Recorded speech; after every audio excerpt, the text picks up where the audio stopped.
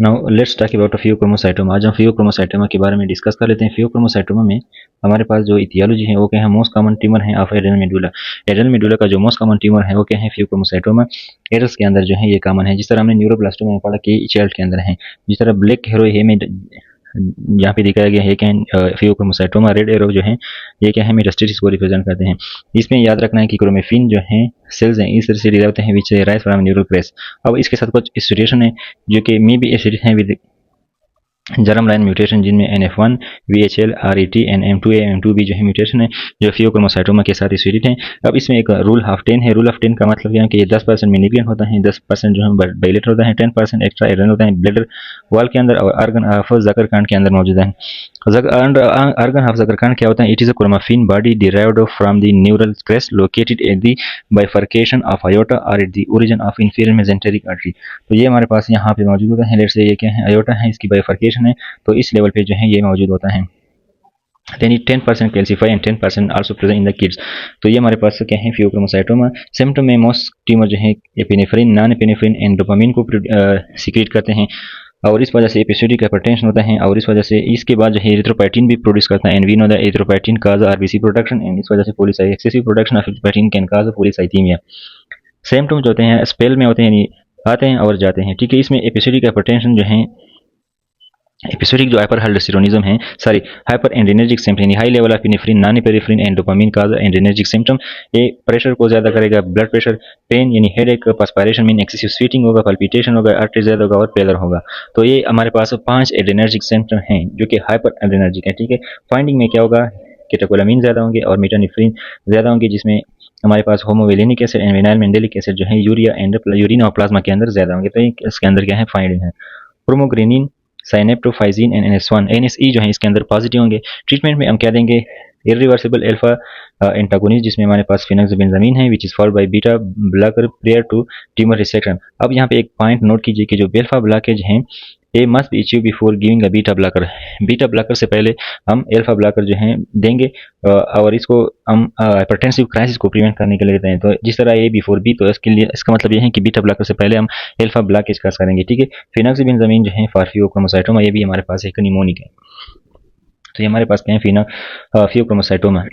Then we have a short topic that is multiple endocrine tumour. यहाँ पे सिर्फ example है, तो इसमें जो सारे के सारे क्या हैं, ऑटोनोमिक ऑटोसोमल डोमिनेंट होंगे। जितने भी मल्टीपल इंडोक्राइन ट्यूमर हैं, न्यूप्लाजिया हैं, सारे के सारे ऑटोसोमल डोमिनेंट होंगे। इसमें M1, M2 में फिर M2A एंड M2B ये शामिल हैं। इसमें पिट्यूटरी ट्यूमर जो है prolactin and growth hormone produce करते हैं। पेंक्रियाटिक इंडोक्राइन ट्यूमर जिसमें Zollinger Ellison syndrome, insulinoma, vipoma and glucagonoma जो है रेयर हैं।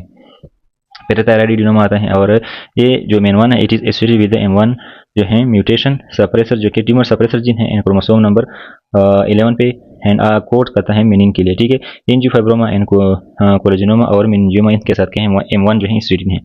मेन2A जो है parathyroid hyperplasia, medullary thyroid carcinoma, neoplasm of parafollicular C cell secrete करते हैं कैल्सिटोनिन और जो क्या है प्रोफाइलेक्टिक थायराइडेक्टमी इसके लिए जरूरी होता है। फियोक्रोमोसाइटोमा जो कि कैटेकोलामिन सीक्रेट करता है, अभी हमने पढ़ा, एसोसिएटेड है विद जो मेन2 है it is associated with RET which is proto encoding and is core for receptor tyrosine kinase and chromosome number 10 पे ये मौजूद होता है। मेन2B में हमारे पास मेडुलरी थायराइड कार्सिनोमा आता है, फियोक्रोमोसाइटोमा भी आता है, म्यूकोजल न्यूरोमा, ओरल या इंटेस्टाइनल गेंग्लियो न्यूरोमेटोसिस और ये M2B है ये क्या है, marfanoid habitus and mutation in RET gene के साथ एसोसिएटेड है। तो ये डायग्राम है, इसमें मेन1 जो है इसमें पिट्यूटरी एंड पेंक्रियाज हैं, पैर जो है 1 एंड 2A दोनों में है। मेडुलरी थायराइड कैंसिलोमा और फियोक्रोमोसाइटोमा M2A एंड M2B में है और म्यूकोजल न्यूरोमा जो है M2B के अंदर आता है सिर्फ। Then we have pancreatic islet cell tumour. Pancreatic islet cell tumour में हमारे पास इंसुलिनोमा आता है जिसमें ट्यूमर है पेंक्रियाटिक बी सेल का, इसमें ओवर प्रोडक्शन ऑफ इंसुलिन होता है and that cause hypoglycaemia. Whipple triad इसके साथ मौजूद होता है, इसमें मौजूद होता है, इसमें क्या होता है, ग्लूकोज का लेवल कम होता है और इस वजह से फिर हाइपोग्लाइसीमिया के सिम्टम जैसे कि लेथर्जी, सिनकोप एंड डिप्लोपिया होता है। और जब इस पेशेंट को हम ग्लूकोज देते हैं तो सिम्टम वापस आ जाते हैं। तो ये 3 जो है सिम्टम है ऑफ वीपल ट्राइड के पार्ट्स हैं। And resolution of symptom after normalisation of plasma glucose level. Symptomatic patient जो होते हैं लो ग्लूकोज और उसके अंदर सी पेप्टाइड का लेवल ज़्यादा होता है क्योंकि ये नेचुरली प्रोड्यूसिंग होता है, सी पेप्टाइड ज़्यादा होता है और इंसुलिन भी ज़्यादा होता है। एक्सोजीनियस इंसुलिन में हमने पढ़ा था कि वहाँ पे सिर्फ इंसुलिन होता है, सी पेप्टाइड हम नहीं देते बाहर से। और जो 10% ऑफ इंसुलिनोमा है ये M1 जो सिंड्रोम है इसके साथ एसोसिएटेड है। ट्रीटमेंट हम सर्जिकल रिसेक्शन करते हैं। Then we have glucagonoma which is a tumour of pancreatic alpha cell, इसमें ओवर प्रोडक्शन ऑफ ग्लूकोगान होता है। इसमें 6 डीज जो हैं 6 डीज अपने सिम्टम के तौर पर अपने याद रखें, जिसमें dermatitis specifically necrolytic migratory erythema diabetes hyperglycaemia DVT declining weight and depression and diarrhoea, ये अपने याद रखना है। ट्रीटमेंट में अगेन हम क्या करते हैं, सर्जिकल रिसेक्शन एंड आइक्रियोटाइड जो है हम देते हैं। देन वी हैव सोमेटोस्टेटिनोमा, ट्यूमर है पैंक्रियाटिक डेल्टा सेल एंड इसमें ओवर प्रोडक्शन ऑफ सोमेटोस्टिन होता है, और ये हाई लेवल जो सोमेटोस्टेटिन है ये क्या करते हैं, decrease the secretion of secretin cholecystokinin glucagon insulin gastrin and gastric inhibitory peptide GIP. अब यहाँ पे diabetes glucose intolerance steatorrhoea gallstone है क्लोराइड, ये इसके क्या है सिम्टम है। ट्रीटमेंट में अगेन सर्जिकल रिसेक्शन सोमेटोस्टेटिन अलग जैसे कि एक्यूटाइड देते हैं for symptoms control. Then we have carcinoid tumour. Carcinoid tumour में हमारे पास क्या है, ये क्या है, न्यूरो इंडोक्राइन सेल से एराइज होते हैं, most commonly in the intestine या लंग के अंदर होता है। ये दो ऑर्गन के अंदर काम होता है, इंटेस्टाइन एंड लंग।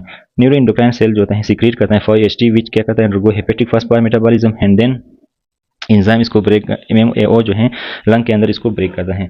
अगर ये सिस्टमिक सर्कुलेशन के अंदर 5-HT चला जाए, ठीक है, लीवर मेटास्टेसिस के बाद, तो कार्सिनाइड सिंड्रोम क्या कहते हैं, कार्सिनाइड जो हमारे पास ट्यूमर है ये कार्सिनाइड सिंड्रोम भी काज करता है, और इसमें episodic flushing diarrhoea wheezing right side valvular disease जैसे जिसमें ट्राइकास्पिड रिगेटेशन एंड पल्मोनिक स्टेनोसिस शामिल है, ये हो सकते हैं। और नियासिन जो है deficiency which is a pellagra, ये हो सकते हैं। इंक्रीज यूरिन के अंदर 5-HIAA जो है ज़्यादा होगा। इसमें हिस्टोलॉजी में क्या है, रोजिटी फाइंडिंग होंगी, ठीक है, और chromogranin A positive and synaptophysin A will be present. Synaptophysin ये जो क्रोमोग्रेनिन है इसके अंदर पॉजिटिव है। ट्रीटमेंट में अगेन सर्जिकल रिसेक्शन और सोमेटोस्टेटिन इन अलग जैसे कि आक्रियोटाइड देते हैं या ट्रिप्टोफेन हाइड्रोक्सिलेज इनहिबिटर जिसमें जो है टिलोट्रिस्टेट जो है सिम्पटम कंट्रोल के लिए देते हैं। तो कार्सिनाइड सिंड्रोम में जो है हमारे पास रूल ऑफ थर्ड है, यानी 33% जो है मेटास्टेसिस, 33% जो है सेकेंडरी मेलिग्नेंसी, और इसमें मल्टीपल जो है 33% मल्टीपल होंगे। Then we have Zollinger Ellison syndrome which is gastrin secreting tumour gastrinoma duodeno pancreas के अंदर मौजूद है, और इसमें एसिड जो है हाइपर सीक्रेशन होता है and that cause ulcer in the duodenum and as well as in the duodenum. इसमें एब्डोमिनल पेन होगा, पेप्टिक अल्सर डिजीज, डिस्टल यानी डायरिया होगा, और इसमें क्या होगा, हम पॉजिटिव सिक्रेटिन स्टिमुलेशन टेस्ट देते हैं। इसमें क्या होता है, जो सिक्रेटिन है ये गेस्टिन को डिक्रीज करता है नॉर्मली, बट इस केस में गेस्टिनोमा है तो गेस्टिन जो है सिक्रेटिन की वजह से इनहिबिट नहीं होगा। So increase gastrin level after administration of secretin which normally inhibit gastrin release, और इसमें मेन वन जो MEN है इसके साथ एसोसिएशन है। तो ये हमारे पास क्या है, ज़ोलिंगर-इल्सन सिंड्रोम। इसके साथ हमारी एंडोक्राइन पैथोलॉजी खत्म हो जाती है। Next we will talk endocrine pharmacology.